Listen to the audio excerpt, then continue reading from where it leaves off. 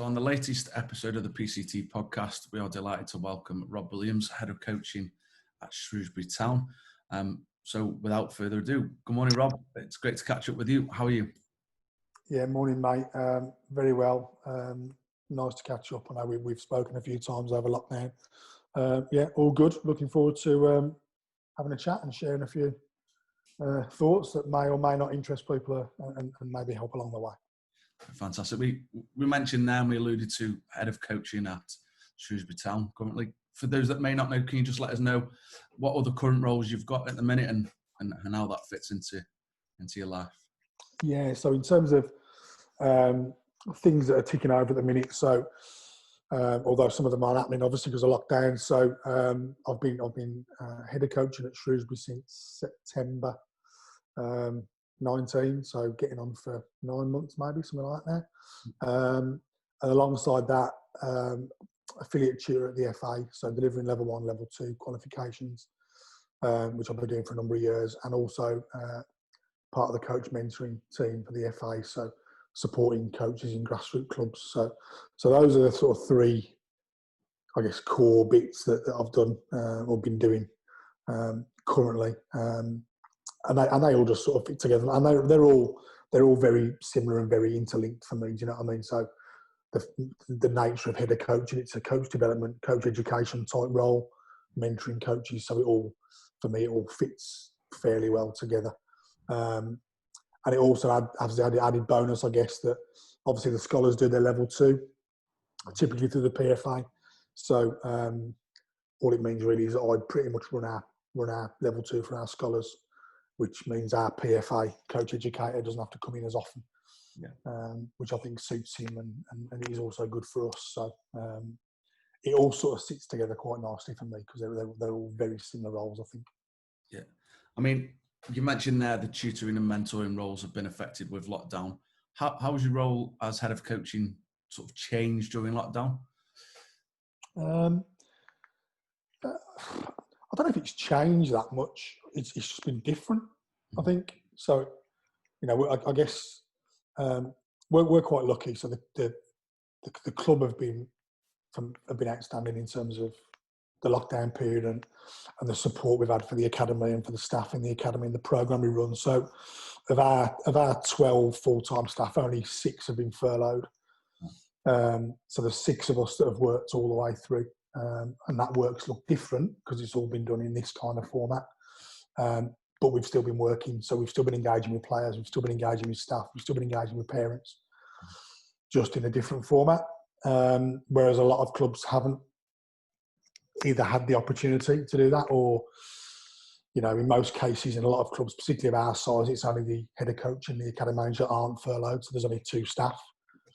So you're more limited in the coverage you can get across in maybe a week or a month with parents, players and coaches. So I don't think it's changed that much. I just think it's been different.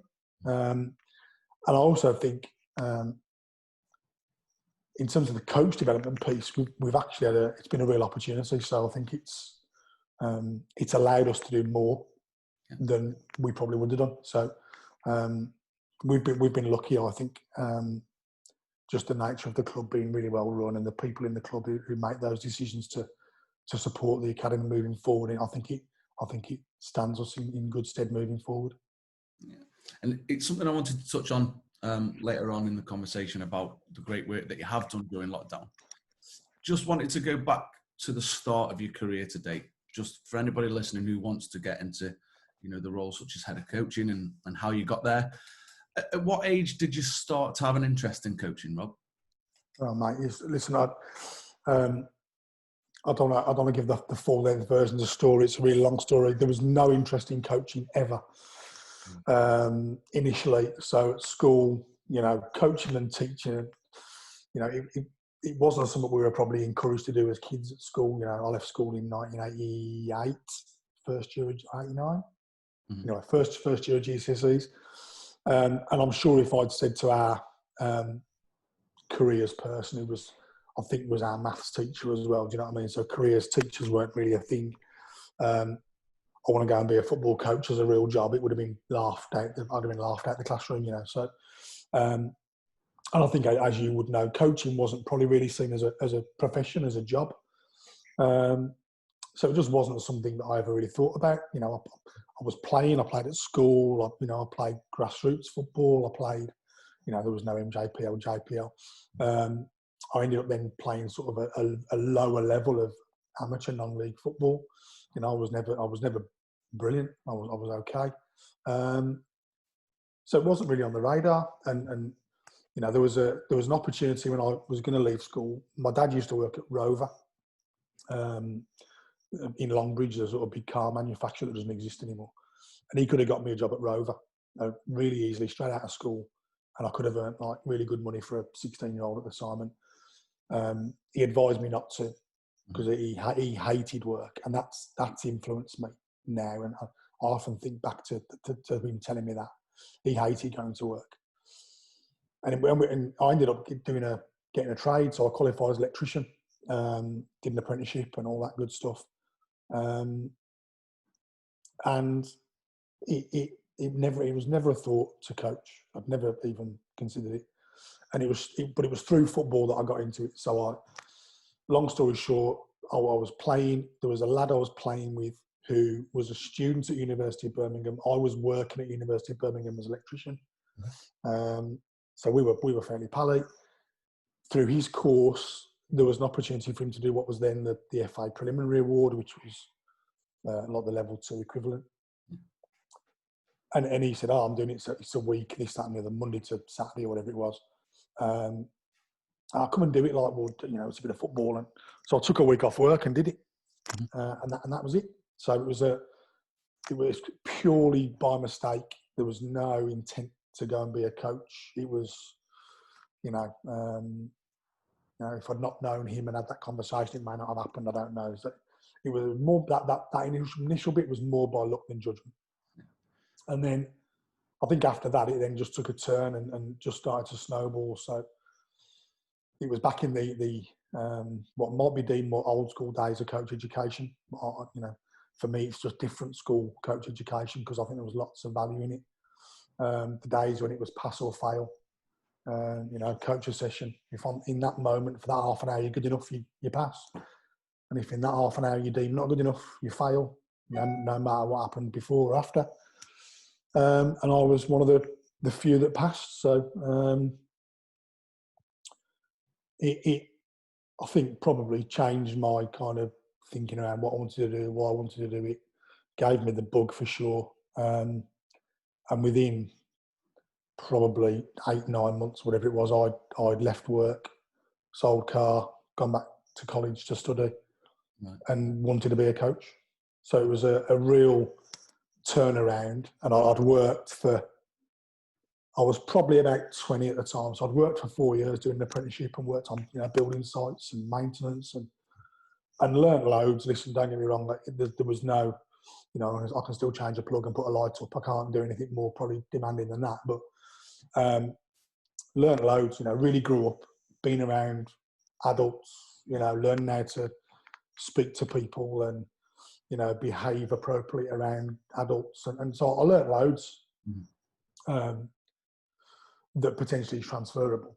Yeah. But doing the prelim changed my kind of career path completely, I guess. So, and then since then it was probably a little bit of luck, a little bit of hard work, a bit of both, because I think, you know, working hard, you create your own luck and that sort of stuff.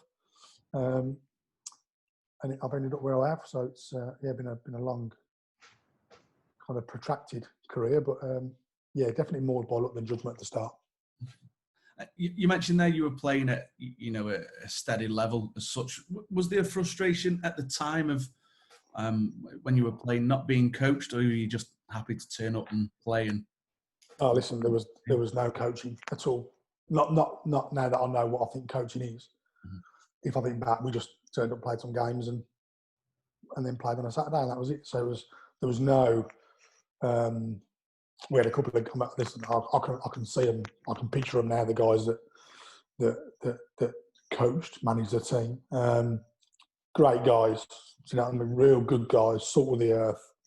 You know, did it for all the right reasons. It was a great environment. Yeah. You know what I mean? But we didn't get coached. Not really. We were probably quite fit. We ran around a lot. And we had some at the time, as I remember, some good lads playing with us, and we did okay because we had some good players. There was no, there was no real strategy about what we did. We were 1-4-4-2, and it was just training was a game. Yeah. And that was it. But it was good fun. Do you know what I mean? We had a good time, and there was a good social side to it and all that sort of stuff. So. Yeah, but now, what I would deem now coaching, there was no coaching. But thinking about environment, and we talk a lot about environment, don't we, in terms of what we do now. The environment was tremendous. It was real good fun. We all really enjoyed it. We all bought into them as people because they were good people. So that bit of it is relevant and appropriate, and kind of I can, if you think about where I'm at now, the environment is just as important now than it was. We're probably more aware of the environment now, and they weren't probably deliberately doing anything and thinking about their environment. It just happened because they were nice guys, and we had a nice group of lads that played, and it kind of worked out that way. And even I think back to school and stuff. The school teachers, the teachers that ran. I was lucky. I was at school back in the day when there was Saturday morning sport and all that sort of stuff. Do you know what I mean? And there was district football and all that, and county football, and it was strong. Academies weren't a thing at the time. So I played a little bit of district and county football, which arguably at the time was as good a football as you could play at a schoolboy age.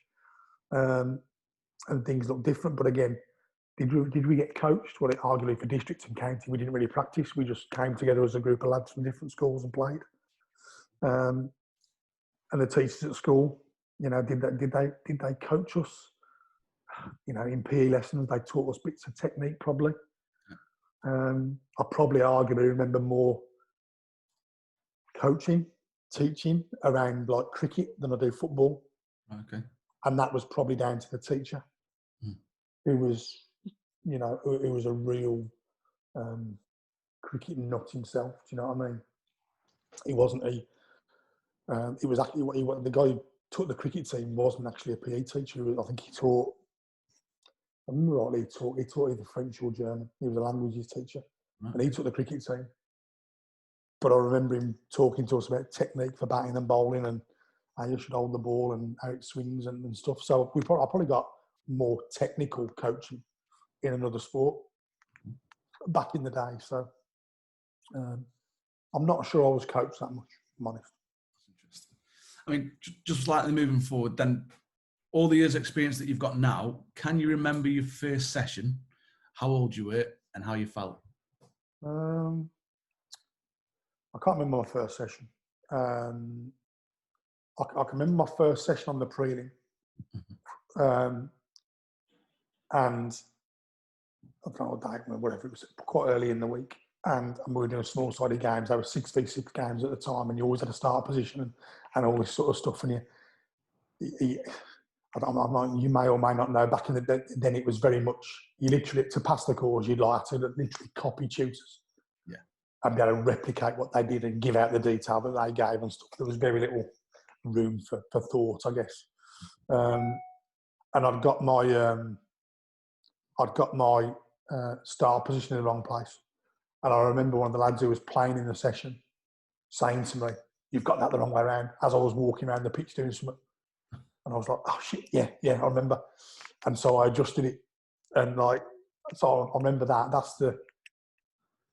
I don't remember a first session with players, but I remember that moment in that small-sided game on my prelim fairly quite well. And I don't think after that I got a start position wrong, probably. Certainly in the course anyway. I've probably got lots of things wrong since, but he gave me a nudge. And it wasn't him that was in the wrong place, it was somebody else. But he went, you need to move him. So I moved him, and it made all the difference. So I couldn't tell you who it was. I can't remember who it was who told me that as we were, what his name was or anything. But I remember that moment, yeah, for sure. At least we didn't have any session assassins during that bit of fun. Um, it was tough, mate. It was a tough week. You know, and part of me, you think about coach education now, and I think coach education now is much, much better than it ever was. Far more user friendly. You know, the whole bit around in situ support visits, going into people in clubs and seeing them with their players in a real environment, real setting. So we talk about environment again, where coaches feel comfortable and all that sort of stuff. You know, made great strides in terms of that. But I also think back to that, you know, going through that, you know, again, I also went through this sort of, I guess, more older school B license. So it was similar, that bit about being on edge, knowing you've got an assessment coming up, you know, those butterflies before you're about to go on, do you know what I mean? And all that stuff, I remember it. And for me, it had value, do you know what I mean? Because it, you know, it really kept me on my toes. It really, you know, I made sure I was ready. You know, and a part of me thinks there could still be a place for something like that, and almost that, you know, that assessment piece, and how that then would fit with support visits in clubs and stuff. I don't know what it would look like, but for me, it was good. For me, that was an important part of the process. I think at the time I probably needed that. Do you know what I mean? Because it made me get my head down and do the work and really make sure I was ready. So when I did deliver that final session on whatever day it was, that I was in a place where I'd really done the work. Do you know what I mean? So, yeah, I think there was value, for me. There was value in that kind of assessed process, I think. I like that you mentioned there. It keeps you on your toes, and ultimately, I'm not going to say it filters out, but me personally speaking, we're seeing a lot of coaches now fly through badges and not mastering that content. So I think they're possibly that assessment. I mean, I remember my level 2 with the Army FA was similar. 40 students, I think something like 18 of us passed. Yeah, it's a real rigid system, and it did give you the nerves. It did give you to say, I've really got to get this detail in and think about what you coach. For sure, and I think there's probably a balance somewhere, and you know, you think about you almost think about that sort of coaching styles continuum, command versus trial and error. Yeah. You know, the game as a teacher type stuff that, you know, we kind of I went through a process that was certainly more at the command end of that scale as opposed to trying, you know, then we went through a process where we got a lot further towards the trial and error, let the game be the teacher type end. And now we're probably a bit more aware and actually float somewhere in between. And I had this conversation with our coaches on Tuesday night. You know, there's times when you've got to be at the command end. You might need to go there at some points, but there's also times when you need to be at the other end. It might, you know, even for one individual might need more of that, and another individual needs more of that. And, you know, you've got to be aware as a coach that you need to sort of float in between. So I think there's a balance, and the same with the kind of assessment versus, or the sort of summative versus formative type argument, I guess. There's probably a balance somewhere, and you maybe need to move somewhere along that continuum. I'm not sure what that balance looks like. I think the going into clubs is brilliant. I think that's, as a coach, I think that's a real positive part of coach education. You know, just because you know your players, you know why you're doing what you're doing. You know, when we were doing things like prelims and stuff, you know, you're working with 12 other people off the course. Do you know what I mean? In your small-sided game, you know, and you really had to pick, right, I need him to go as my right back because I know actually he can run about. Yeah. And on the last session on of the day, so if I don't pick the right players, my session is just going to fall on his backside. Do you know what I mean? So you don't get that sort of stuff happening anymore. Do you know what I mean? So I think there's probably a balance. And I think in terms of the people going through courses and stuff, I think two things for me. One is the nature of the system sets people up to chase courses. Mm-hmm. So, you know, it's changed recently. So until recently, you had to have A license to have any full-time job in a club. Yeah. So if you've got to have your A license and you want to work in a club, you're going to chase your A license. Yeah, I agree. So the system almost forces that to happen. That's changed a little bit now with foundation phase leagues being able to be B license and stuff. So that, you know, the rules, you know, can dictate whether coaches chase quals, I think. And I also think the nature of some of the, you know, because coaching is now deemed a real job. And it's a profession. It's a teaching profession. It's no different to being a teacher. So it's a teaching profession. So people see it as a career opportunity. But you know as well as I do, to get into a full-time role that's paid fairly well, you've got to be at least B licensed, if not above. Yeah. So again, you're going to chase those qualifications, aren't you? So I do level 1s, level 2s now, and candidates or learners are talking about, oh yeah, once I've done this, I need to get my B license, and you're like, hang on a minute. Yeah. What you really need to do is you need to get out and you need to coach. You need to coach some players. Mm-hmm. And for me, that's that underpins it all. So I think about me. I think there was, so between level 2 or prelim and B license, there were 4 years, I think, something like that. And then between B license and A license, there were 12 years. Right. Okay. So a long time. Do you know what I mean? And that was very much a deliberate thing. So did I really at the time, did I need my A license? No, because of what I was doing. Would I have been ready to try and jump on at the time? Probably not. No, I needed to get out and do some work and work with, work across, a range of players, a range of levels, and get a real broad experience of what coaching is all about, and put myself in the best place possible to when I do go through it, to get through it. Yeah. So, but I think those that are driven, and I admire the fact that people are driven to want to go and get a job in it. I think it's brilliant, and I'm all for that. But I'm also all for the fact that you've got to do the bit in between. Yeah. Do you know what I mean? And I think about my role now. So I think about my job is to support coaches with CPD, coach development work. So typically, a lot of coaches see CPD as going on a course. Yeah. And for me, CPDs, or a very, very small part of it, is going on a course. There's actually a lot more to it than that. So I think my job then, come back to where I'm at now, my job now is about, yes, if they need a course, supporting with a course, if that's the case, but actually exposing them to what I would deem real coach development. Do you know what I mean? Yeah. Really creating opportunities and taking opportunities and looking outside of the little bubble that we all sit in sometimes, and what's really going on. And we'll perhaps touch on that a bit more a little bit later in terms of sort of networking piece and getting out and finding out and creating and taking opportunities to go and see what's really happening out there, because that's where you, and then using some of that, because that's your learning for me. That's where your learning starts to happen. I think they talk about like something like 10% of your learning comes from a course. Yeah.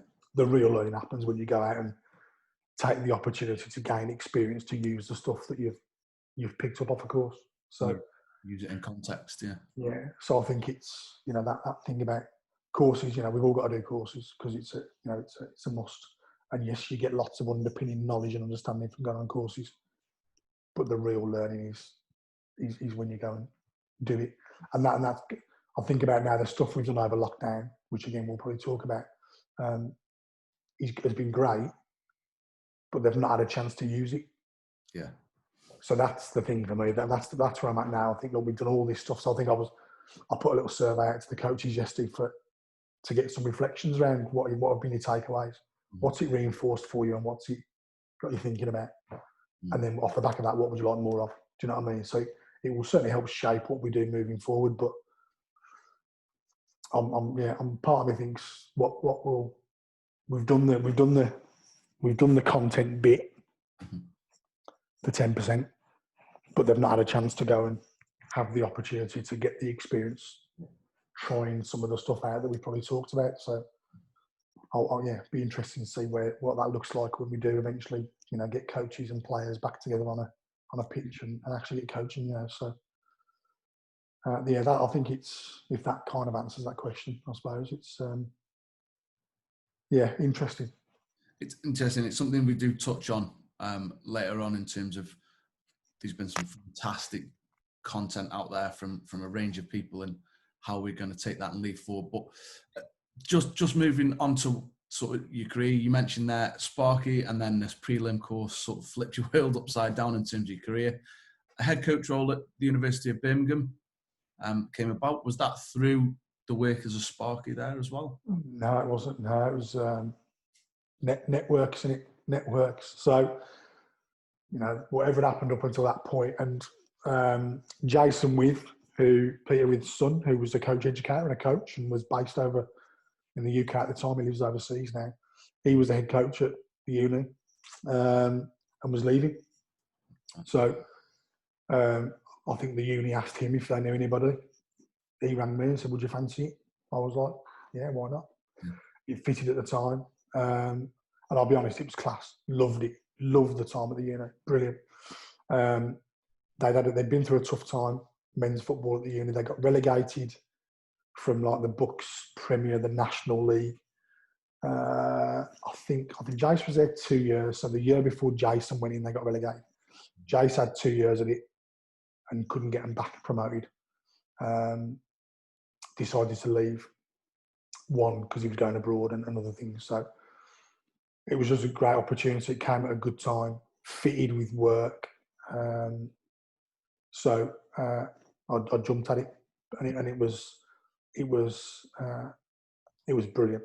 Honestly, the lads were class. We changed the program massively at the time, and I said to him, I'll give it 3 years, and you know, once I've done 3 years, if I haven't managed to get you up, you probably want to have a go at, because the aim was always to get promoted to the National League, because that's where the kudos is in books, and you know, it's important for a uni of the size of University of Birmingham to be competing with the Loughboroughs and the Baths and the Stirlings and all these sort of the bigger universities for sport. So we had a little go, and to be fair, I got on promoted the last season. The last third year we got promoted. Right. So having listen, we may have time for this conversation. So we used to train. We train in the morning. We trained at 7 in the morning. We trained 3 times a week, and then they played on a Wednesday afternoon in Bucks, and we were in the Midlands Division 1A or something. And in that division, it was us, Nottingham Trent, Loughborough Twos, Cov, and somebody else. There's only like 5 teams in the league, and us and Nottingham Trent were like always the two vying to get in the playoffs, to get into the top league. So their head coach was Alessandro Baccarini, who's now goalkeeping coach for the academy at Leeds. Me and Sandro got to know each other really well, and we still speak regularly. Great guy. So the first season we finished joint top, and I learned a really valuable lesson. They got into the playoffs on head-to-head, although we would have been top on goal difference. Right. So all along, as we were going through, I was like, like as long as we do this, as long as that, like, we're going to go up, like we're going to get in the playoffs. Mm-hmm. And then it wasn't until the final game we were playing them. They beat us 3-1, I think. So I'm like, right, as long as we beat them, we're going to go up.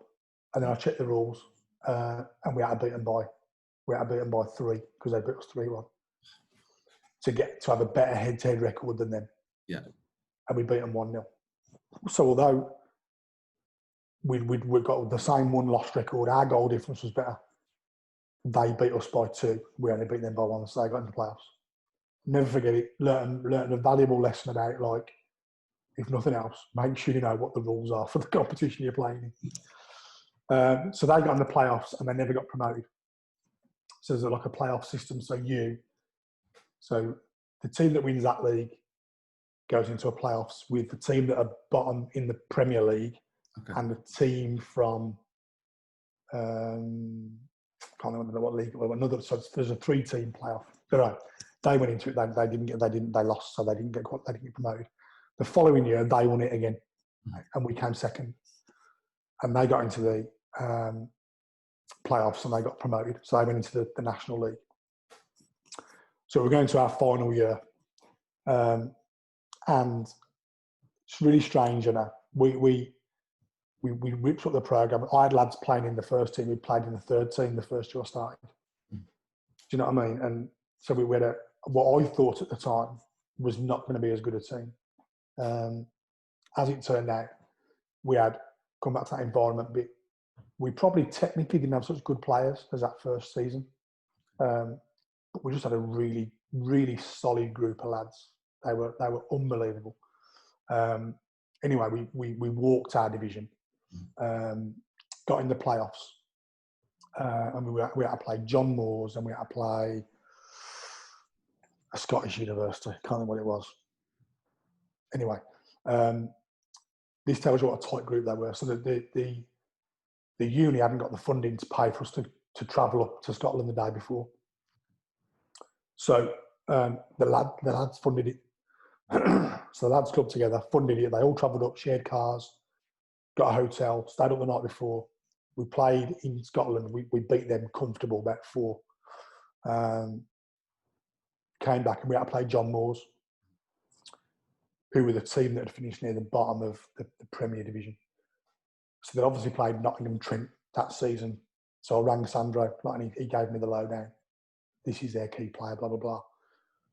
So we set up deliberately and whatever else, and we beat them 2-1. So we won both our playoffs games and got promoted, and I finished on that. So great group of boys.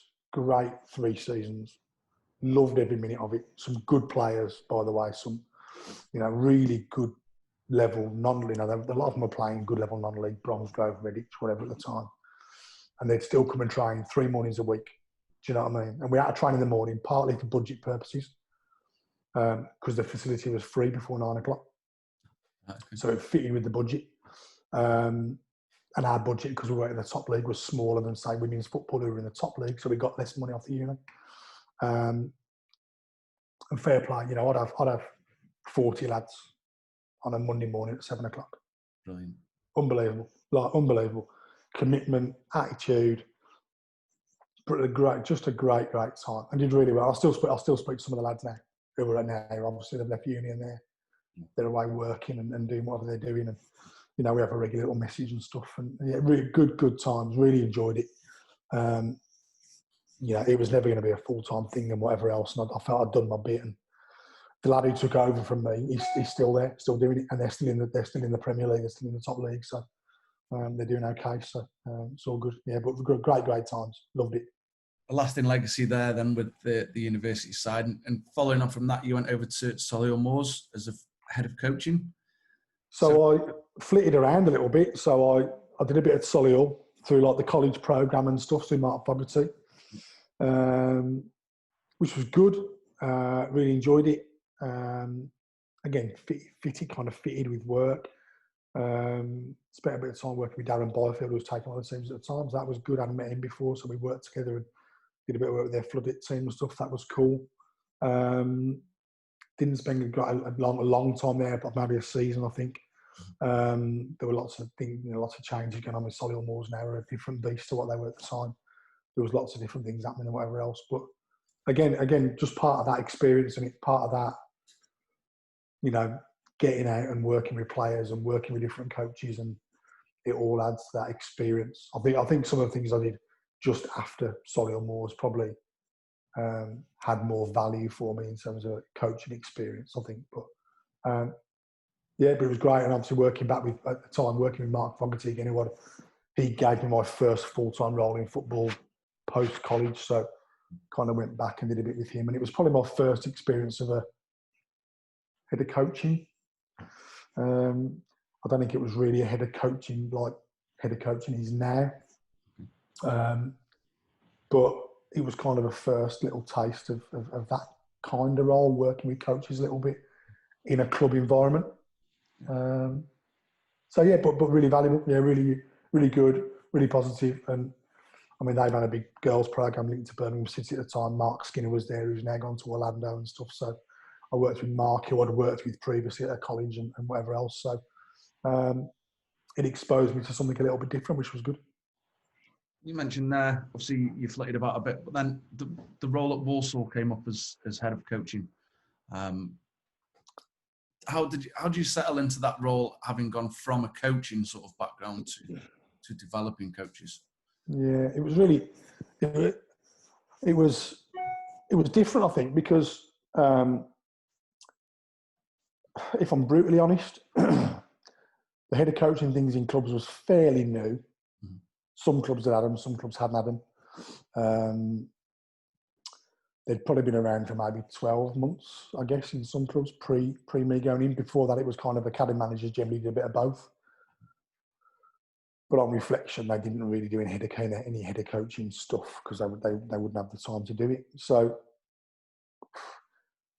I'll be honest, I didn't quite know what I was going into in terms of what it might look like. Didn't really know what the coaches might have had before and what they would think it was going to look like. I don't really think the club and the academy manager knew exactly what it was going to look like, if they're brutally honest. And that probably was a good thing because I had a blank canvas to almost just run with it, and try some stuff and do some bits and just see where it went. So at the time, that was probably what I needed, I think, because it was a bit of trial and error, a bit of experimenting, a bit of getting to know the coaches and kind of work out the best way to do stuff that suited them and what they wanted and what they needed. And that also was a big win for me because there was no real KPIs as such. Do you know what I mean? So I could almost do anything, and nobody really knew any different.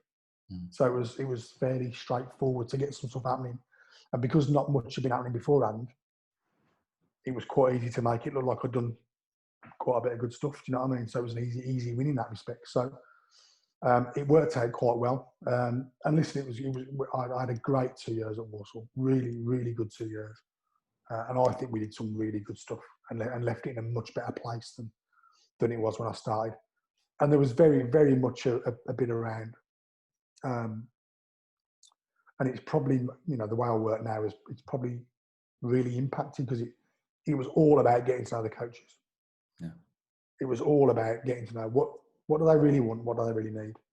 And typically up until that point, all they ever did was a few hours of something CPD related to keep their 5 hours that was required by the licensed coach club to keep them up to date and tick boxes. There was never any what I would class as coach development going on. It was, we'll get the FAYCD to deliver a workshop or we'll send a few on a course and job done. We've done our bit. And that's really what was happening. And I invested a lot of time in getting to know the coaches to really try and find out. So what, if you had the choice, what would you really like? Do you know what I mean? What would you really want your development to look like? And that's been the same going into Shrewsbury because, up until, it's probably 9 months maybe now. A lot of that time has been spent trying to really get to know the coaches. What do you really want and what do you really need? Do you know what I mean? And if you really need to go on a course, then we'll get you on a course. But if you don't really need to go on a course, we'll do something else. Because actually that's what you really need. You might want to do your A license, but actually you really need to do, I don't know, A, B and C. So let's go and look at A, B and C. And once you've done A, B and C, that may well put you in a better place for an A license or whatever's next. You know what I mean? So the Walsall experience was really valuable because it gave me a real good understanding, I think, of what the role looked like. And the role looks different in lots of clubs it looks different. So at Walsall, the coaching program was done and was set. So, I had very little influence over the coaching program. It was all about the coaches. Whereas some heads of coaching have literally rewritten and they oversee the coaching program, the content and everything. Do you know what I mean? So it can look different in different clubs, but it was brilliant because it was a pretty much a blank canvas and I could just crack on. I was left to my own devices. I had to feed back into the kind of management team and the technical board what I was doing and what the impact was. And I think we did some really good stuff. And I think they're now in a much stronger position off the back of some of the stuff we did for sure. So I think it was a real good grounding. I mean, the way that you're currently doing at the minute, is backed up and supplemented by nearly 20 years of experience as an affiliate tutor with the FA. Just in obviously your own opinion, how has the role of the coach evolved during your time as a tutor from when you when you first started out, and you would say, I'm going to say the old school type of learning to now, how has the modern day coach evolved? Listen, lots of ways, hasn't it? And it's ever evolving. And I think they're more, coaches are more knowledgeable now.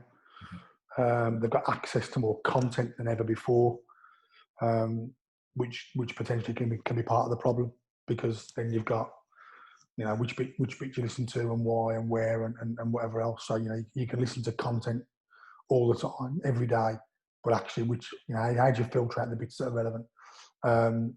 Coaches have more understanding, I think, of where they think they're at and what they want. I think coaches have got to be teachers, not necessarily qualified teachers, but I think they've got to. We're just a teacher. I can remember tutors on courses saying to me back in the day that teaching and coaching were different. Okay. For me, teaching and coaching are absolutely the same thing. We do nothing any different to a teacher in a classroom.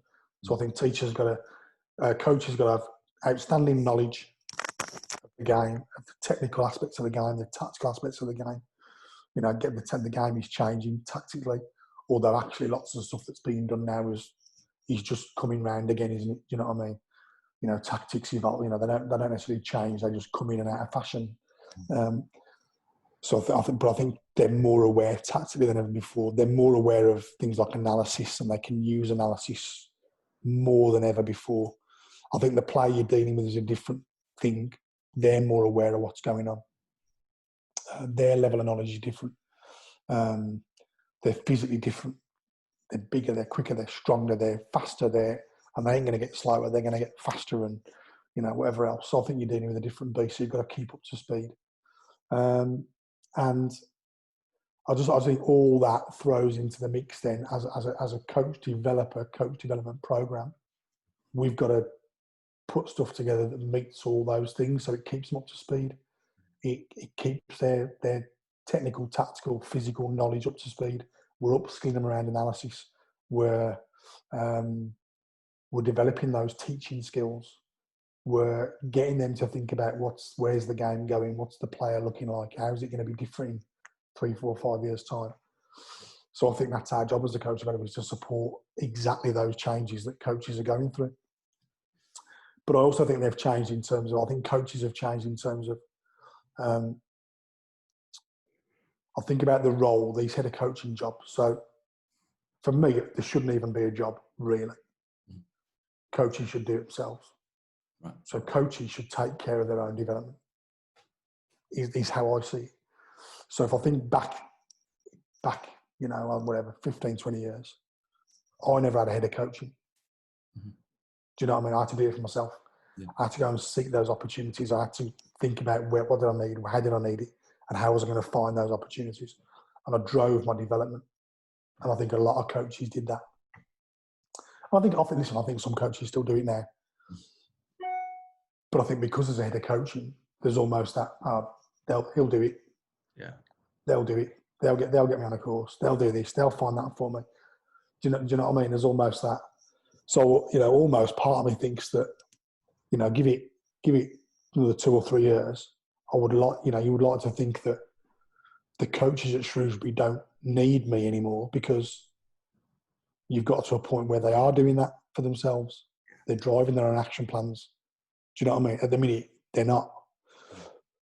But hopefully they will be, do you know what I mean? Yeah. But then I would also like to think there'll come a point where they'll go, well, actually, we don't need him for that, that and that. But because of all these things that are now in place, we need him for this, this and this. Do you know what I mean? So there'll still be a role, but it might look different. So I think it's, you know, that's our job. How can we give them, how can we support them with developing that knowledge and understanding? Yeah. Because they need it. How do we help them develop that knowledge and understanding about being excellent teachers? Because they need it and they've got to do it. Mm-hmm. And then how do we help them think about where's it all going? What's it going to look like in 5 years' time? And therefore, how can we help them upskill themselves and provide opportunities to upskill themselves to be better?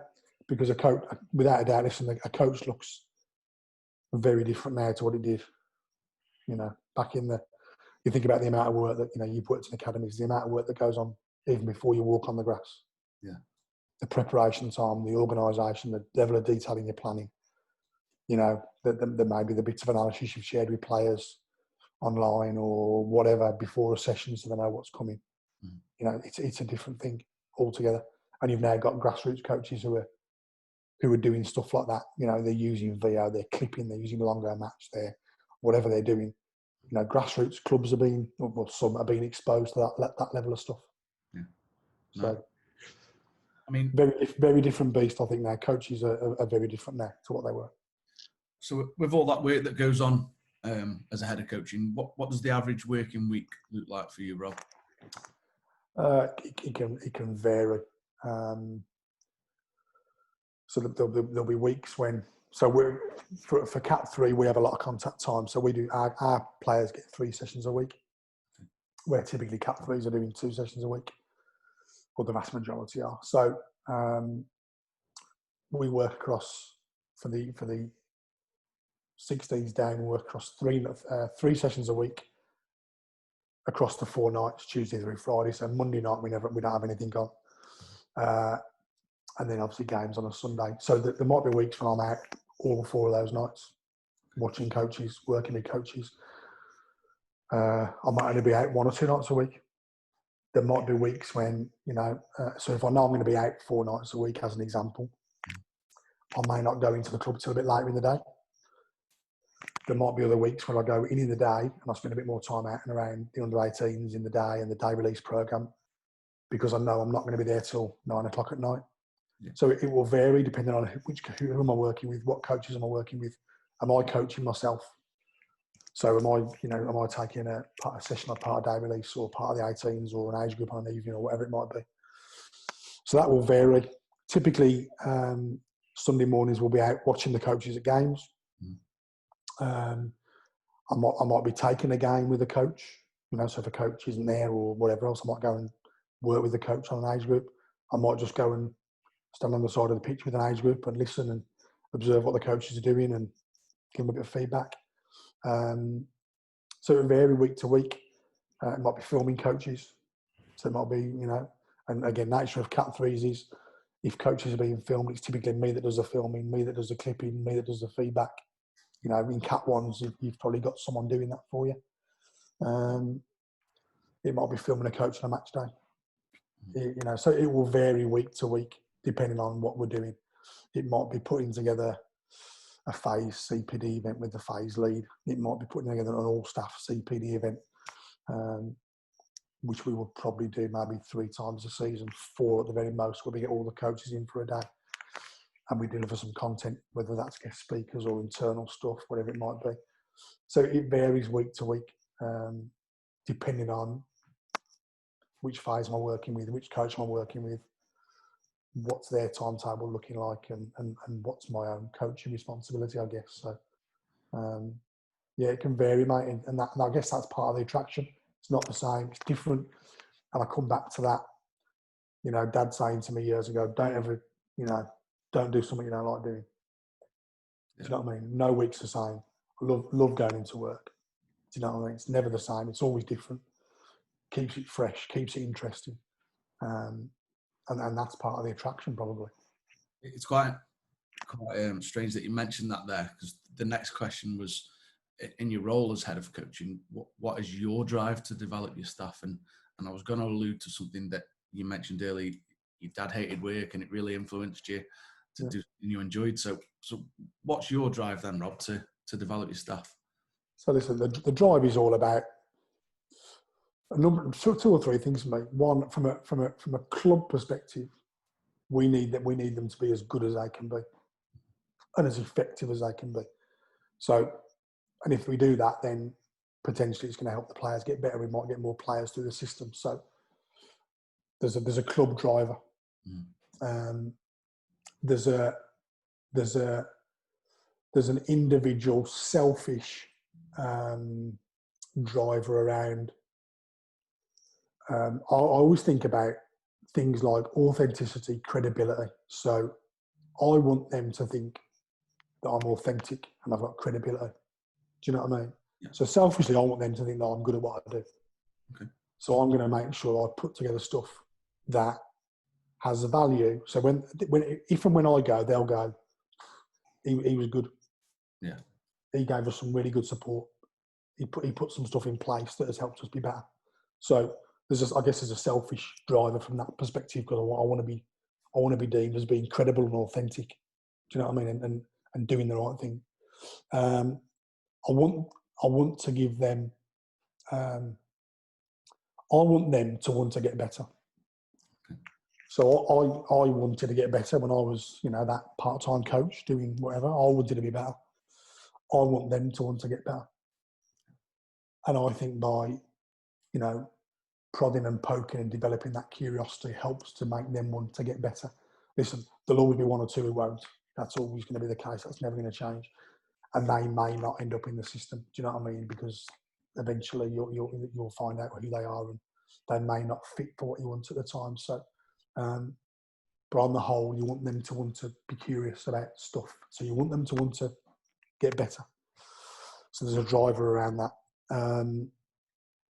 I guess there's a driver around, what's the word I'm looking for? So there's a driver around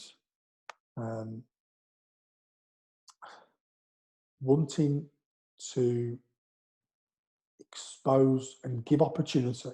I've been lucky. Look, I get lots of opportunities to be around good people and hear some really interesting stuff, and some real good personal development stuff. I think it's part of my role is to give others that same opportunity. Do you know what I mean? So, either through stuff I've done before, or also, through the head of coaching program that I do. I've been exposed to some really cool stuff and some really cool people who are really good at sharing. Yeah. And I want to do the same thing for our guys. And so there's a driver around that, creating opportunity for people. Do you know what I mean? Because it's difficult. I recognise it's difficult. We demand a lot of their time. They don't get paid ridiculously.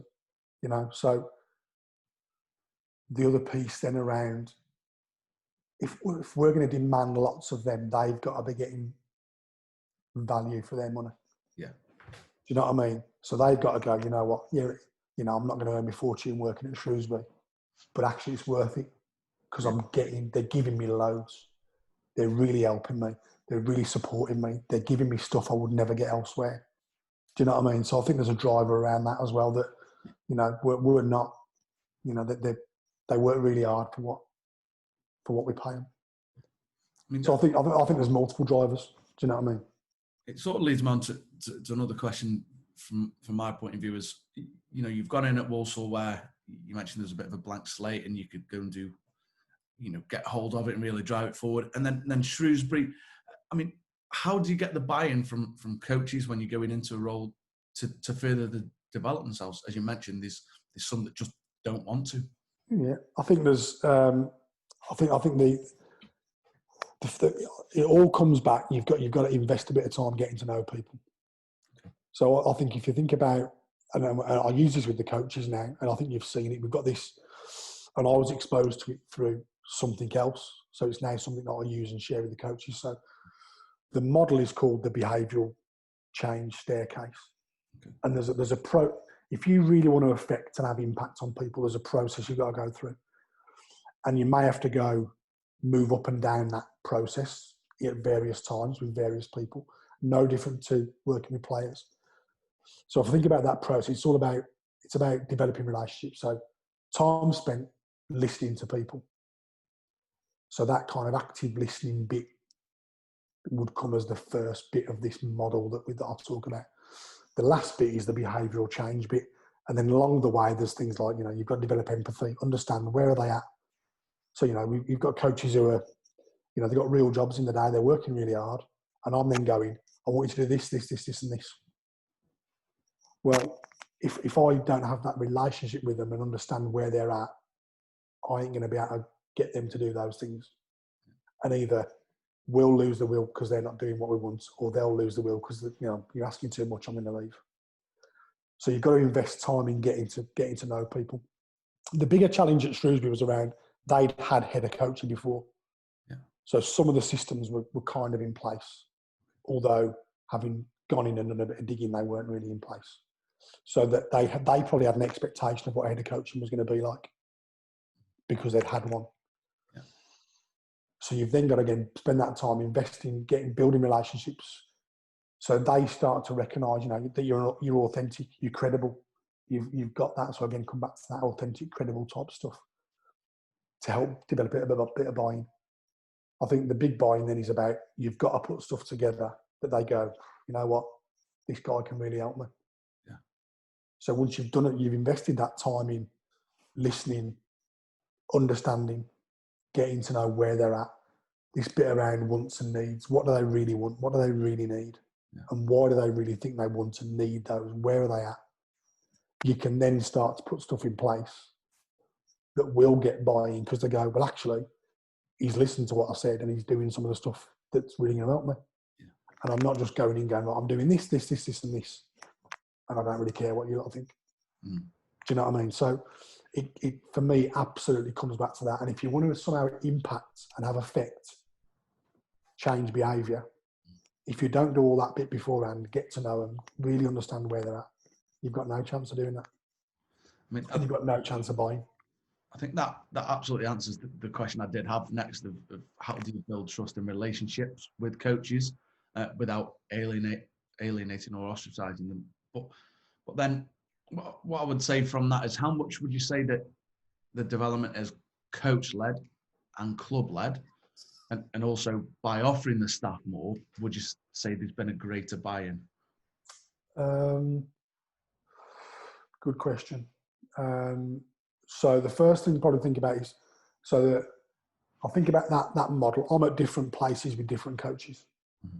So there's some where without a shadow of a doubt, we're getting some change. Absolutely 100%.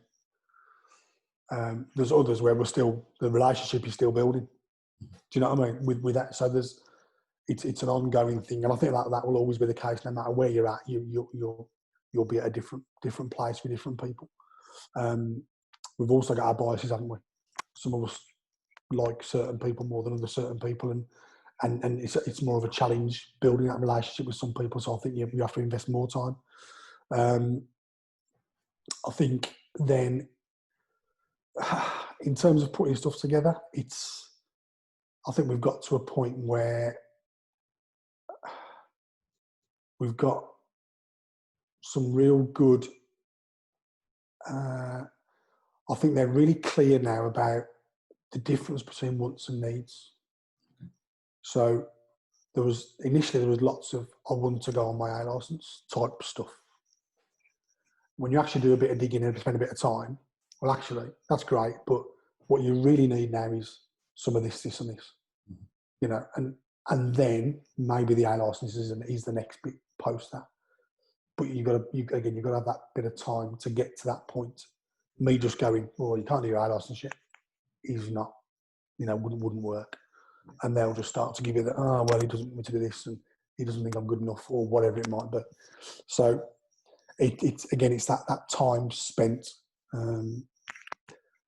with the coaches, whether it be, over Zoom, whether it's a phone call, whether it's on the side of the pitch working with them, whether it's observing and, supporting them with kind of feedback, observations of what they're doing and that kind of thing.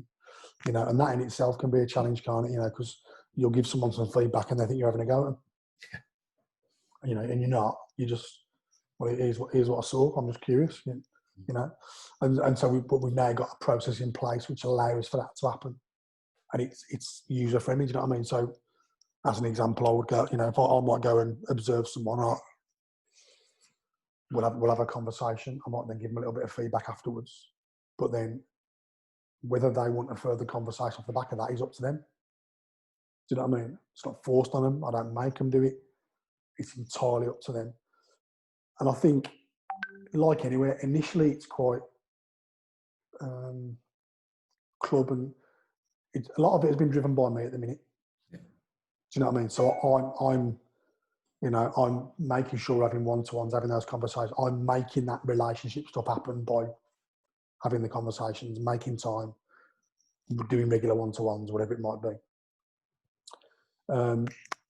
Some of it is club driven because we want them to be as good as they can be. Do you know what I mean? So we want them to coach a certain way.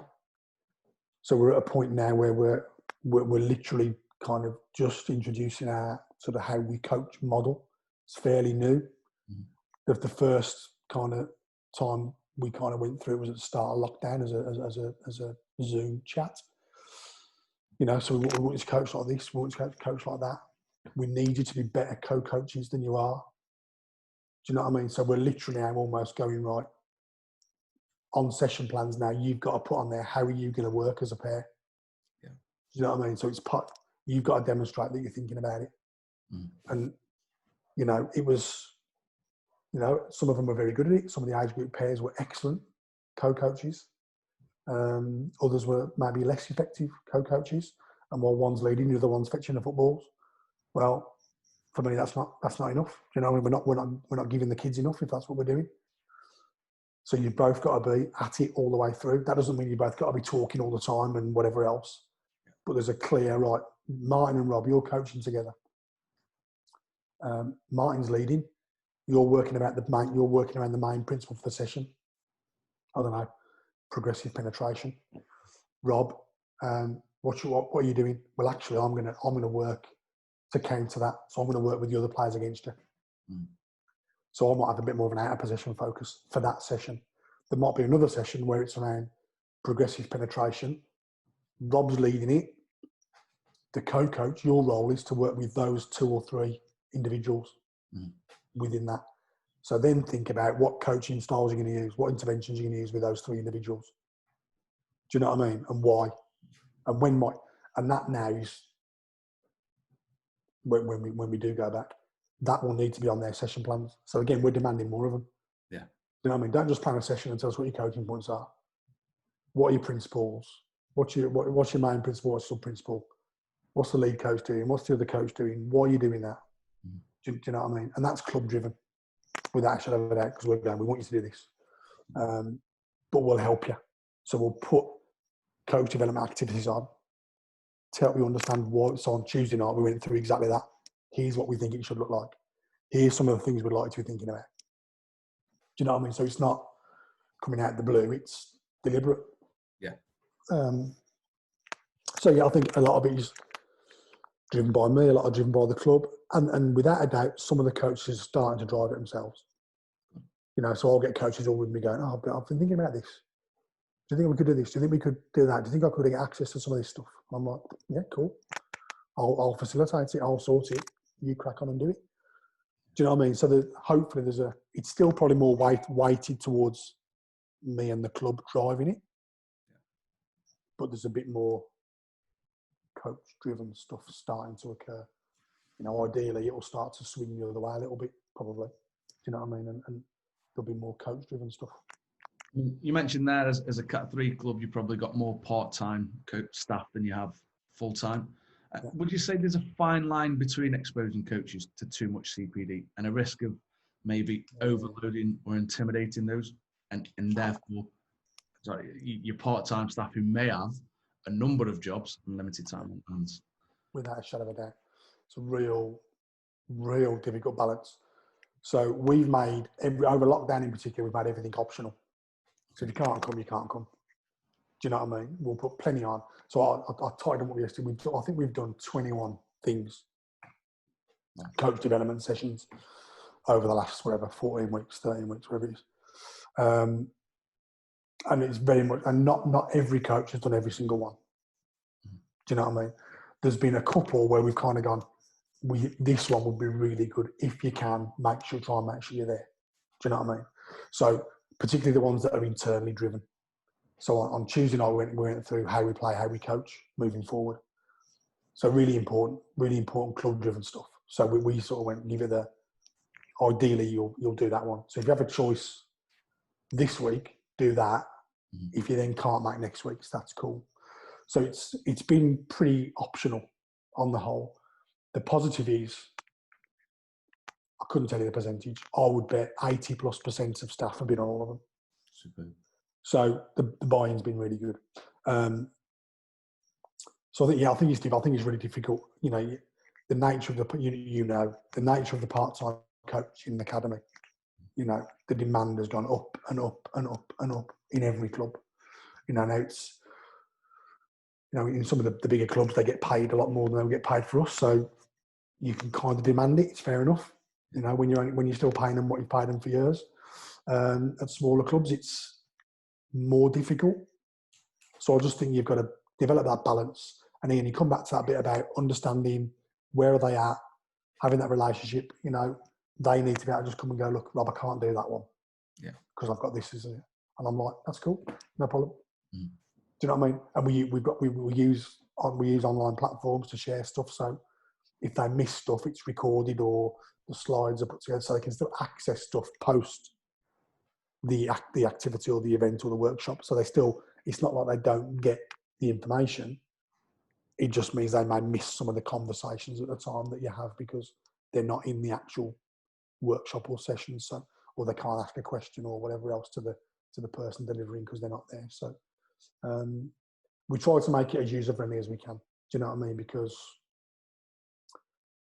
exactly that. We've had guys certainly through lockdown who, you know, they've been working. You know, they're key workers and all that stuff. Do you know what I mean? Under lots of pressure, lots going on. So it's difficult. Do you know what I mean? So absolutely, you've got to make sure that it's friendly for them to use and they're not put under pressure to do stuff. But there's also got to be non-negotiables. There's got to be stuff that, you know what, we need you to do this. Mm. The job is this. Do you know what I mean? And we are really clear with all that, you know, all the coaches. Your job as a part-time coach is to do this. If you can't fulfill those things, it might not be the right job for you. Do you know what I mean? So there's got to be some non-negotiables. Yeah. And it can't be a free-for-all, but we try and make it as user-friendly as we can. And, you know, the club-driven stuff, if you ideally be there. Mm-hmm. If you can't, just let us know and we'll endeavour to make sure you get that information. And, you know, we'll cover that again at some point before we are back with players, you know, so you won't miss it completely. You know, but so, yeah, difficult one, but yeah, we've certainly over lockdown, it's been fairly optional. I think with that, something that you alluded to earlier, how important is it then as a club and, you know, as head of coaching to have an environment where coaches are able to express themselves with maybe their own strengths that they bring to it, but also in line with the club's coaching program and philosophy? Yeah, absolutely. They've got to be able to, you know, they've got to be, you can't be, what you don't want loads of robots, do you? You don't want loads of robots who all look the same and sound the same and say the same things and whatever else. But there's got to be a structure. Mm. So there's got to be this is the program. That's the content. This is the way we'd like you to work. So there's your framework. But within that, we've got to understand that Martin will deliver different to Rob. Mm-hmm. And do you know what I mean? And that's a good thing. Having different people in the room is good. You don't want lots of people all the same. So I think you need the framework, which we've got. It's got to be loose enough within that to allow coaches to show personality and whatever else. And I also think it's a challenge for coaches. And I think, you know, we talk about it on coach education courses and stuff a lot. Philosophy is kind of a cool word, and philosophy gets bandied around a lot. You know, so we're going to play like this. So we want our teams to play like this, whatever that is. So we've got a couple of coaches who've come into the program who, probably given the choice, wouldn't play like that. Okay. And I'm like, well, actually, think about real life. If you want to go and get a job in the game, you may have a certain philosophy, but you've got to be flexible enough to bend and move a little bit, because where you're going to work may not have exactly the same philosophy as you. Yeah. And that's all right. Part of the skill of the coach is you've got to be able to adapt and adjust. And do you know what I mean? If you want some longevity in the game, you've got to be flexible to move with the times and change, because if you're too rigid, you'll kind of get left behind, or you'll get stuck. And therefore you'll never go and work anywhere that doesn't align with what you're thinking. So I think there's a real balance in terms of that. So for example, we have some goal sessions that we want coaches to use. for certain aspects of the program. I think that really helps them. So it helps give them that structure. They will deliver it with their personality and the way they deliver, and that's cool. And they can adjust it and tweak it to suit the groups. They might change the distances. Do you know what I mean? They might, I don't know, they might change part of the organisation. But we've got, that's a really good practice for that part of our program. Yeah. And we think it works and we'd like you to use it. But you can deliver it. But that's only for certain, you know, we've got whatever, a dozen of them. You know, for others, we haven't got anything. Yeah. So it's free for the coach, you know.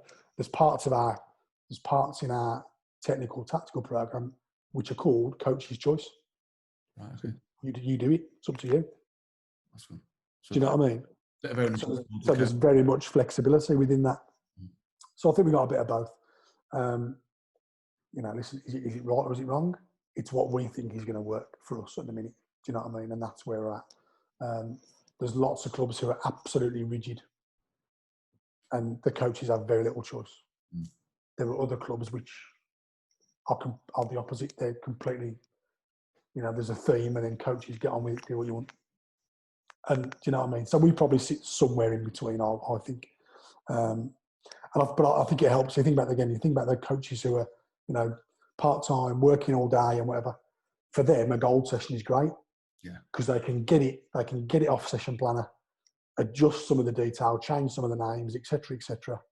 They got their sessions done. It's there, yeah. So it's a real help for some as well, and some really like it. So it means we've got a bit of the best of both worlds, I think. But whatever they choose to do themselves, it's got to fit within our structure. It's got to align with how we play. Yeah. So if we're very much around look forward, play forward, aggressive in possession. So your possession, your in possession practices have got to have those elements to them. Do you know what I mean? Because that's the way we're trying to make our teams play, and our players play. So, I guess we're a somewhere semi-flexible model, I guess, somewhere in between. Yeah. But without a doubt, for me, we want the coaches to show their personality. You know, we don't want them all the same. We don't want them all delivering, you know, in the same manner and whatever else. And that's where you come to, you know, we still haven't quite nailed our coaching pairs for next season because we're spending loads of time thinking about, right, who fits with who fits with what age group and where, and how's that really going to look? Yeah. So we get the best out of everybody that we've got in the program. So it's a real sort of balancing act, I think. I mean, with the level of learning that has been available, and I know we've off air and, you know, over lockdown about it, is that there's been a hell of a lot of fantastic content from many, many people. Yeah. Bit of a two-pronged question, really. How do you now see that amount of content being transferred into the game? And then do you feel that coaches have now become more receptive to sharing their work and open to networking? So I think coaches were getting more open to sharing stuff anyway before this. You know, it's not like it was 15 years ago. Do you know what I mean? Where you couldn't go to a training ground and watch a session. Yeah. Do you know what I mean? If you contact someone and ask, can you go and watch something? I would imagine they'll say yes. Do you know what I mean?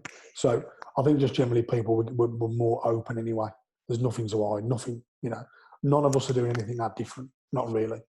Do you know what I mean? It's all variations on a theme in it. So I don't think, I think across the board, I think in football, I think across sports, the level of sharing has not just over lockdown beforehand was improving and increasing. I think lockdown has just magnified it. That's my general thoughts, I think, around that. I think we spoke before we started the recording. I think the real challenge is how does all this stuff impact what happens with players? And the answer to that is, you know, we won't know, will we, until we're back on the grass with players. There's been some tremendous stuff. There's been some rubbish as well, by the way. But there's been some tremendous stuff.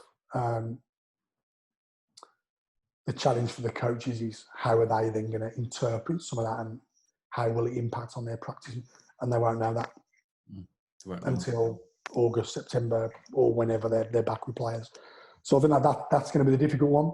So I think I said to you again before we started recording it, I've literally, because we're taking a little breather now from coach development and stuff for a couple of weeks, because we've done a lot. I've just put a little thing out to the coaches exactly around that, around here's all the things we've done as a club, here's all the things we've put together.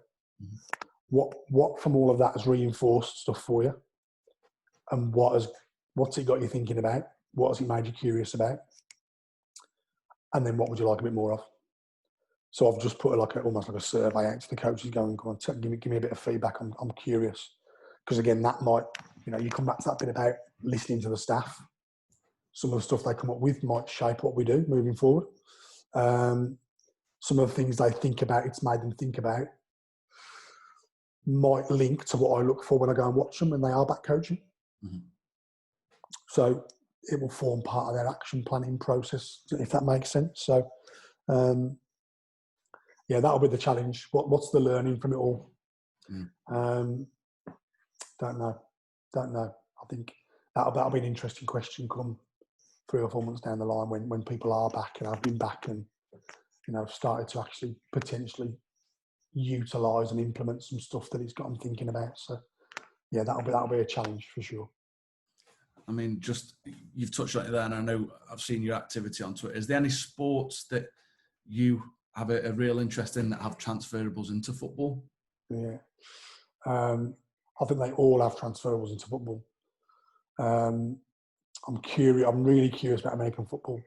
Mm-hmm. I'm speaking to a Buffalo Bills coach later on this afternoon about something that she might do for our staff. Really curious about American football. I'm curious about number of players, number of coaches. So how do you effectively co-coach when there's 30 of you? And how do you really affect the individuals when there's 70 players in your squad? I'm really curious about how they use analysis. And that's come about having a bit of time at home watching like Amazon and Netflix and stuff, watching American football stuff on the all or nothing things. Like the way they use analysis. And this coach I'm talking to later, when I spoke to her the other week, she said, film is life for players. Okay. That they're into film all the time. So I'm curious, what could we get out of that? I didn't realise there's an NFL academy in London. Right. So once we're back alive, I'm going to, and allowed out, I'm going to go and visit the NFL Academy and have a look and maybe do a little study visit for a couple of us, which I'm curious about. I'm curious about basketball. I'm curious about business. So I've got a guy doing some stuff in August for us who was a rugby player, so he's got a sports background, but he then started a business, changed his business, and then off the back of those changes, sold his business for millions and millions of pounds. And he's doing something around change leading to success. So I think about us as a club, we've gone through quite a period of change with a new academy manager, new head of coaching, new coaching program, blah, blah, blah. We want success, so he's going to deliver a little bit around that. So I'm curious about business.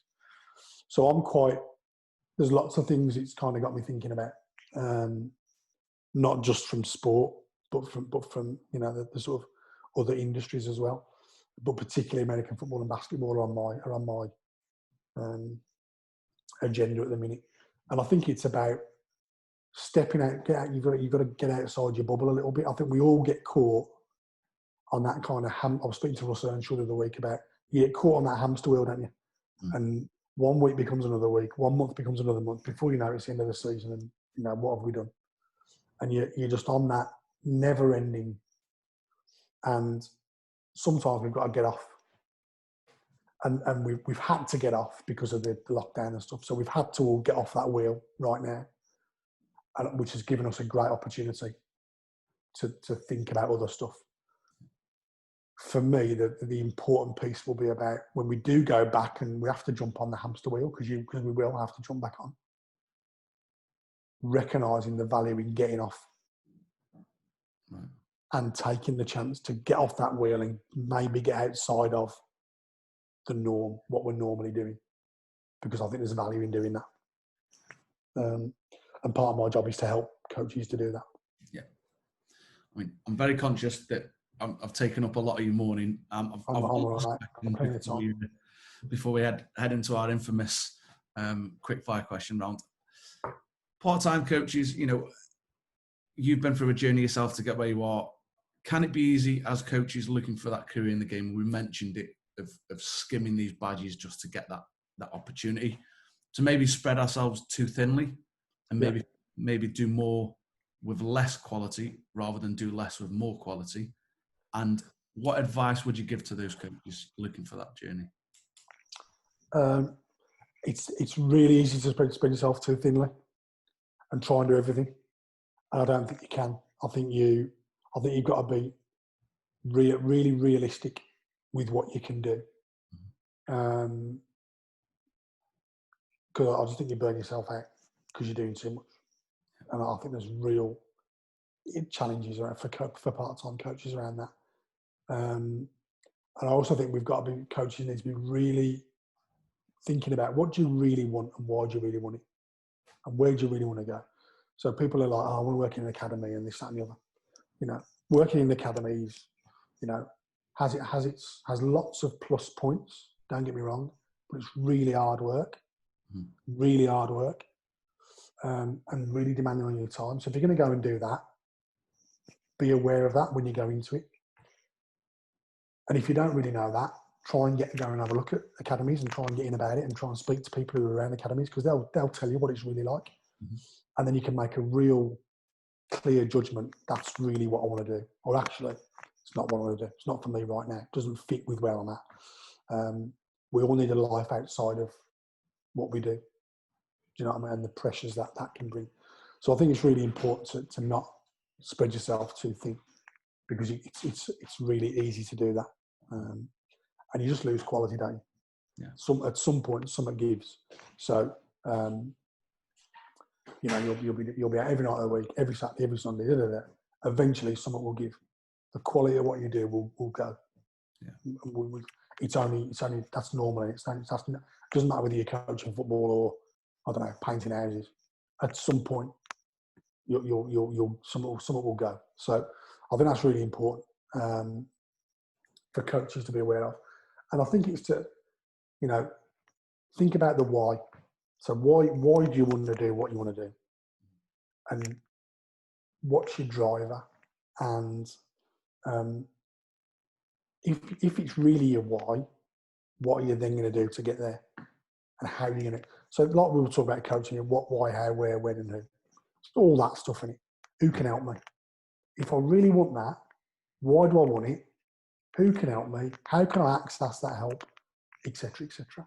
And because, like we said before, people are more open than ever. If you contact someone, Twitter's a great tool. Twitter's like a load of nonsense, but actually it's a great tool. If you message someone, they'll probably message you back. Yeah, the vast majority of people anyway, and they'll generally try and help you if they think they can and they've got the time and inclination to do that. So, if it's a course, if it's a job, whatever, why, and then what are all the bits you've got to do to get yourself to that point. And don't be in a rush because you've got to do the work. But I understand that sometimes people are in a rush because they're really driven, and I really admire that thing about being driven and wanting something that much. So then it's about just picking and choosing who do you speak to, where do you go, how do you do it, where are you getting the most value. If I'm coaching in 4 environments, which 3 are the most value, and I'll just do those 3. Yeah. Because actually they're the bits that are really going to help me. That other one was kind of nice and it earned me a tenner, but actually probably wasn't worth it. Yeah. And then just being real clear on stuff like that, I think. And it's difficult. It's really, really difficult for coaches, I think, to get that balance. And we've all done it. Do you know what I mean? We've all spread ourselves too thin. We've all done too much. And eventually we've fell off the other end because it's been too much. It's easy for me to sit there saying that now, do you know what I mean? But it's I think it's absolutely true. So yeah, for sure. Be really picky about what you do and why. Brilliant. Robert, I could speak to you for hours, and I know there's about five to 10 questions I have left out, which could make for another podcast. But we do like to finish off with a quick fire question round to put you on the spot a little bit and get to know a little bit more about you. First question is, what do you prefer, developing coaches or developing players? Okay. I'm not going to sit on the fence, but I kind of am. So I like both. Okay. And I've done both. If I had to choose one, I would probably say developing coaches. Only if I had to choose. Yeah. Do you know what I mean? And I think it suits my skill set and stuff like that. So I think it really suits. That's not to say I wouldn't want to go and develop players, because I do. Do you know what I mean? And I think by developing really good coaches, in turn, that is going to develop really good players. Yeah. No, good answer. Best moment in football to date? I'll give you two. So the University of Birmingham promotion year, unbelievable. And we've not talked about it. So I spent, before going into Hales Owen as 18s coach, I did the 18s and then the first team at Stourbridge. Okay. And the year I was there, we got second round of the FA Cup. And we weren't the live game, but we were on match of the day. We lost to Eastleigh, who were in the conference at the time, having already beat Dover at the conference and Kidderminster and whatever else. So second round of the FA Cup at Stourbridge. Wow, brilliant. Yeah, it was class. Best friend in football? Oh. So my best friend in football, I'm gonna claim two, because I can't probably split them. So a lad called Darren Reed. So I didn't know Daz as a kid. We didn't grow up. Neither of them was school friends. When I was at Wolves, I gave Daz a job at Wolves through a funded program we were running. We got really pally. We've been great mates ever since. He now works in the Thai Premier League he runs an academy now in the Thai Premier League, having coached in the Thai Premier League, and he coached in UAE and other. He's been abroad for a number of years. So I speak to Daz every couple of weeks still, even though he's overseas. Great lad. Love him to bits. Another lad called Gary Jeffrey. So I worked with Gary through England College's women's programme. Again, didn't meet him till starting that. I couldn't tell you what year it was. And again, we've grown to be great mates. I'm now godfather to his daughter and all that sort of stuff. So in football, those would be, well, not just in football, probably just generally, those would be two of my best pals. And they both are in football as well as outside of. Superb. Toughest opponent as a coach? I'm going to go Alessandro Baccarini when he was at University of Nottingham Trent, and I was at University of Birmingham, and we had those three. Certainly, those couple of seasons where we were at it between the pair of us, and he had it over me both those seasons, to be fair. But then helped me out in the last year when we got to the playoffs and gave me a bit of inside info. So again, we don't speak as often as we probably could and should, but yeah, we had some good games and some good times. We both had good teams, and we got to know each other fairly well through that time. Biggest role model or influence in football? Tough, that, you know. Really tough. So the first one's not football. So Dad telling me never to do a job you don't like, without a doubt, best piece of advice I've ever had. And he knows. Until recently, I've never told him that, but he knows now. So yeah, without a doubt, that has affected probably what I do, but not from football. And then there's probably a few. So prelim, Tom Stack and Colin Morris. So Colin's no longer with us. Tom still about, still delivers safeguarding courses for county FA and stuff. Delivered that prelim. I still speak to Tom and see Tom and whatever else. clearly had an influence in some way, shape or form because it's affected what I do now. Derek Mann. So Derek Mann I worked with at Wolves when we worked in the community programme. He got a real background in the game. He'd worked at Huddersfield, Watford, first team level. And without knowing it, probably was my first mentor.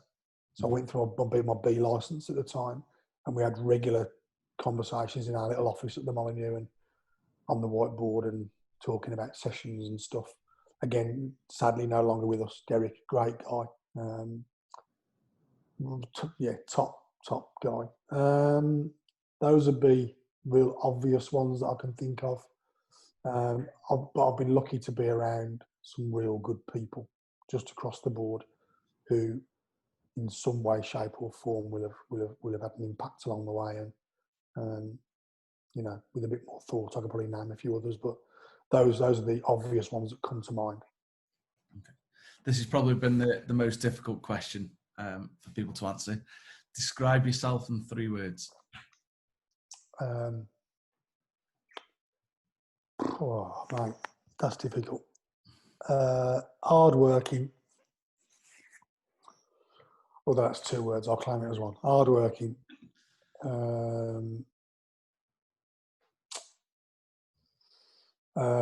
Humble. And what I mean by that is I'm quite happy to not take the credit for stuff. And I'm a doer. Yeah. So what I mean by that is I'll get stuff done. Do you know what I mean? Whatever it is. So if I want stuff doing, I think to my detriment sometimes, I'll just get stuff done. Yeah, they might be 3 words. I could think of others. I'm sure other people could think of others maybe as well. But they might be 3 that come to mind. Fantastic. The final question for me is there anyone you would recommend or like to hear on the podcast? So listen, if you pull this off, this will be unbelievable, right? Somewhat easily doable. So I think you should get Russ Earnshaw on. Okay. So I mean, he does his own through Magic Academy and stuff like that. Russ Earnshaw is class. I would do the girl I'm speaking to this afternoon who works at the Buffalo Bills, Phoebe Schechter. Again, I can put you in contact, or she's on Twitter and stuff. Fascinating story. Female working in NFL and whatever else. Fascinating. Real. I've had 2 or 3 good conversations with. I think she'd be interesting. Who else? There's a guy called Richard Heitner, who is not from football. He works at Saatchi and Saatchi. He's done stuff on our EHOP program. Talks about leading from the shadows. So, there's there's A leaders and B leaders, and he thinks he's a B leader, and how that looks and what that looks like. Really interesting guy. He'd be good. I think it'd be interesting to get maybe like one of the FA staff on, maybe like a coach developer or something like that would be interesting, or one of the position specific coaches, something like that would be good for people to listen to, and completely off the wall and out there. If you could pull off a thing like, I'm going Steve Kerr, Greg Popovich, who both coach in the NBA, obviously, and the chances of that are probably very, very small. However, I've heard a couple of things they've done over the lockdown, and really, really fascinating stuff. Obviously, coach NBA and whatever else, but and I've won a few NBA titles and all that stuff. But I know Russ Earnshaw's after Steve Kerr, trying to get Steve Kerr on his podcast. May not be doable, but there's loads of others, mate. And listen, for me, anyone who's coached and he's coaching and has got a story to share and tell, I think he's all good. And I think will have value for people who want to listen to stuff because it's all relevant. There's loads, mate. I could give you more, but those would be good ones. I think things like that. I'll certainly chase a few of them, and as we said, if we'll just drop that message on Twitter, and hopefully the vast majority reply. Do it, mate. That's the way it works. Twitter's a great tool, I think. Like we said before, it can be absolute garbage on there, obviously, and whatever else. But for a networking tool, unbelievable. Superb. Yeah, it is really good. So, I use it a lot for that. So, yeah, really good. And I'm sure most will reply. Yeah. No, fantastic. I'll get onto that. And look, again, I just want to say thank you, Rob, because for you to take the time, I know you're busy developing the coaches and staff at Shrewsbury. And also just the support you've shown me in my career to date through the mentoring scheme, and the chats we have where I'll ring you up and have a little bit of a whinge and a moan for a bit. I really want to thank you for that, mate. Pleasure, mate. I hope you enjoy your bike ride in a minute, mate. And I just want to wish you and Shrewsbury all the success moving forward, bud. And no doubt we'll catch up soon. Top man. Thank you, pal. Cheers, Rob. Speak soon, mate. All the best. Thank you. Ductig brand is on hand for all of your coaching needs. Whether it be to plan sessions or take notes whilst observing games, Ductig are able to cover all of your needs. Use the discount code Irvine20 at checkout to receive a discount. Thank you for listening. We hope you enjoy the content that we're trying to bring to you. Don't forget, new episodes will be released every Monday. You can find us on the iTunes Store, Spotify, and if you want to see the video, you can see it on our YouTube channel, PCT Football Coaching.